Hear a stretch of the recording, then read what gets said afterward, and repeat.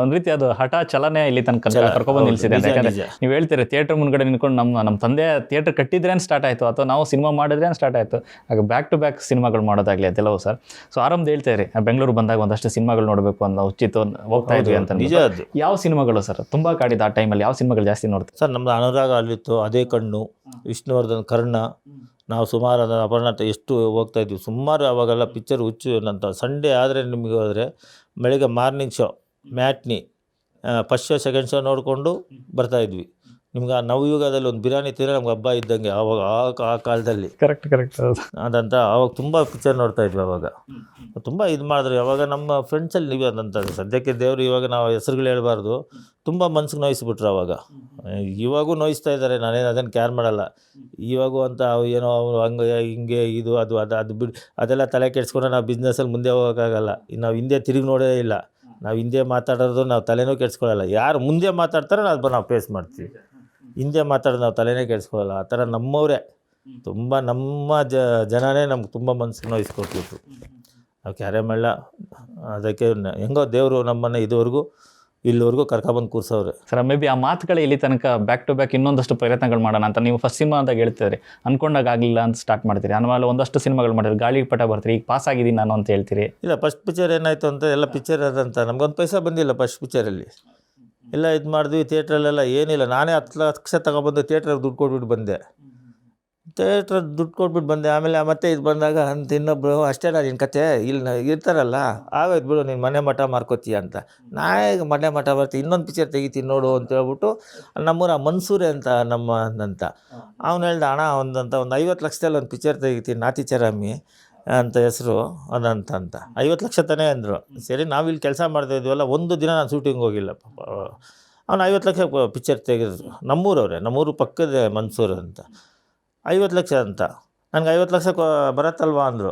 ನನಗೆ 50 ಲಕ್ಷಕ್ಕೆ ಮಾತ್ರ ನಾನು ಗ್ಯಾರಂಟಿ, ಅದ್ರ ಮೇಲೆ ಇಲ್ಲ, ನೀವೇನು ದುಡ್ಡು ಹಾಕಿದ್ರೆ ಅಷ್ಟು ನಾನು ಇದು ಮಾಡ್ತೀನಿ ಅಂತ. ಸರಿ ಅಷ್ಟೇ ಅಂತ 50 ಲಕ್ಷ. ನಾನು 50 ಲಕ್ಷಕ್ಕೆ 50 ಲಕ್ಷ ನಾನು ಪಬ್ಲಿಸಿಟಿ ಮಾಡಿದೆ.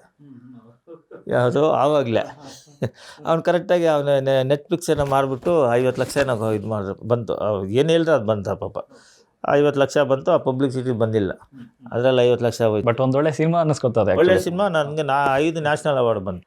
ಅದಂತ ನ್ಯಾಷನಲ್ ಅವಾರ್ಡ್ ಬಂತು. ಇದು ಆಯಿತು ಅಂತ ಹೇಳ್ಬಿಟ್ಟು ಆಮೇಲೆ ಅಂತ ಸುಮಾರು ಮತ್ತೆ 6 ತಿಂಗಳ ಗ್ಯಾಪು. ಮತ್ತೆ ಎಲ್ಲ ಹೋದ್ರೆ ಅಂತ ಏನೋ ಪಿಕ್ಚರು ಅಂತ. ಆಮೇಲೆ ಹಿಂಗೆ ಇದು ಮಾಡಿಬಿಟ್ಟು ಆಮೇಲೆ ಪಡ್ಡೆ ಹುಲಿಗೆ ಹೋದ್ವಿ. ಆ ಪಡ್ಡೆ ಹುಲಿ ತೆಗೆದ್ವಿ. ಆಮೇಲೆ ಯಾಕಂದರೆ ನಮಗೆ ಏನಂತ ಹೇಳಿದ್ರೆ, ಅವರು ನಮ್ಮ ಕೆ ಮಂಜಣ್ಣ ಅವ್ರ ಮಗ ಶ್ರೇಯಸ್ಸು. ನಾವು ಬಂದಾಗ ಯಾರೂ ಹೆಲ್ಪ್ ಮಾಡಿಲ್ಲ ಪಾಪ. ಅವನು ಒಳ್ಳೆ ಹೀರೋ ಆಗಲಿ ಅಂತ ಹೇಳ್ಬಿಟ್ಟು ನಾನು ಹೆಲ್ಪ್ ಮಾಡಿದ್ದು ನಿಜ. ಅದಂಥದ್ದು ಫುಲ್ ಅಂತ ಆಯಿತು. ನಮ್ಮ ಹುಡುಗ ಅಲ್ವಾ, ನಮ್ಮ ಹೀರೋ, ನಮ್ಮ ಮಂಜಣ್ಣ ನನಗೆ ಕ್ಲೋಸು ಮಾಡಿದ್ವಿ. ಆ ಪಿಕ್ಚರ್ ಆಯಿತು. ಆ ಪಿಕ್ಚರ್ ಆದಮೇಲೆ ಆಮೇಲೆ 100 ಅಂತ ರಮೇಶ್ ಅದು ತೆಗ್ದೀವಿ. ನಂಗೆ ತುಂಬ ಖುಷಿ ಆಗಿದ್ರೆ, ಆ ಸಬ್ಜೆಕ್ಟು ಸೆಲೆಕ್ಷನ್ ಮಾಡಿದ್ದು ನಾನೇ.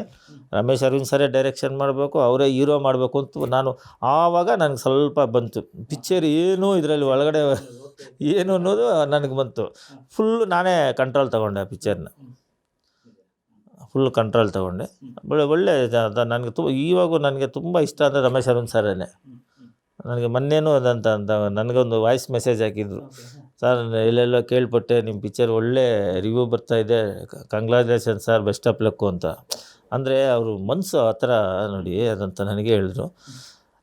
ಮತ್ತು ಅದು ಪಿಕ್ಚರು ನನಗೆ ಏನು ದುಡ್ಡು ಹಾಕಿದ್ದು ಬಂತು ಅದಂತ. ಅಷ್ಟೊತ್ತಿಗೆ ನಮ್ಮ ಪಿಕ್ಚರಲ್ಲೇ ಅವಾಗ ಗರುಡ ಗಮನ ವಾಹನ ಬಂತು ನೋಡಿ, ಅದೇ ಪಿಕ್ಚರಲ್ಲಿ ಅದೇ ಟೈಮಲ್ಲಿ ಬಂತು. ನಮ್ಮ ಪಿಕ್ಚರ್ ಸ್ವಲ್ಪ ಇದಾಯಿತು, ಅದು ಚೆನ್ನಾಗಾಯಿತು. 2 ಕನ್ನಡ ಪಿಕ್ಚರ್ ಬಂತು. ಸರಿ ಆಯಿತು ಬಿಡು, ನಮಗೆ ತೃಪ್ತಿ ಆಯಿತು. ಅದೇ ನಾನು ತೆಗೆದಿರೋದು ನನ್ನದೇ, ಇದು ನನ್ನ ಸ್ಟೋರಿ, ನಮ್ಮ ಇದು ಅಂತ ನಮ್ಮ ರಮೇಶ್ ಅರವಿಂದ್ ಅಂತ ಅದಾಯಿತು. ಅದಾದಮೇಲೆ ಗಾಳಿಪಟ ಅದು ಅಂತ. ಹಿಂಗೆ ನಾವು ತಿರುಪತಿ ಹೋಗ್ಬೋದು, ಮೇಡಮ್ ಹೇಳಿದ್ರು, ನೋಡಪ್ಪ ಭಟ್ರೆ ಯಾವುದೋ ಸ್ಟೋರಿ ಇದೆ ನೋಡು ಅಂತ. ಇನ್ನು ಮೇಡಮ್ ಹೇಳಿದ್ರು ಅಂತ ನಾವು ಗಾಳಿಪಟ ತೆಗೆದಿದ್ದು. ಗಾಳಿಪಟ ಆಯಿತು. ಎಲ್ಲ ಅಂತ ಪಾಸೇ ಆಗಿಲ್ಲ 5 ಪಿಕ್ಚರೂ. ಗಾಳಿಪಟದ ಹೆಂಗಾದ್ರೆ ಇದು ಪಾಸ್ ಮಾಡಲೇಬೇಕು ಅಂತ ಹೇಳ್ಬಿಟ್ಟು ನಾವು ಇದು ಮಾಡಿಬಿಟ್ಟು ಅದರಲ್ಲಿ ಜಸ್ಟ್ ಪಾಸು ಅಂದಂತ ಪಾಸ್ ಆದ್ವಿ. ಈ ಸರಿ ಇಂಡಿಯನ್ ರ್ಯಾಂಕ್ ಬರಬೇಕು, ಫಸ್ಟ್ ರ್ಯಾಂಕ್ ಬರಬೇಕು ಅಂತ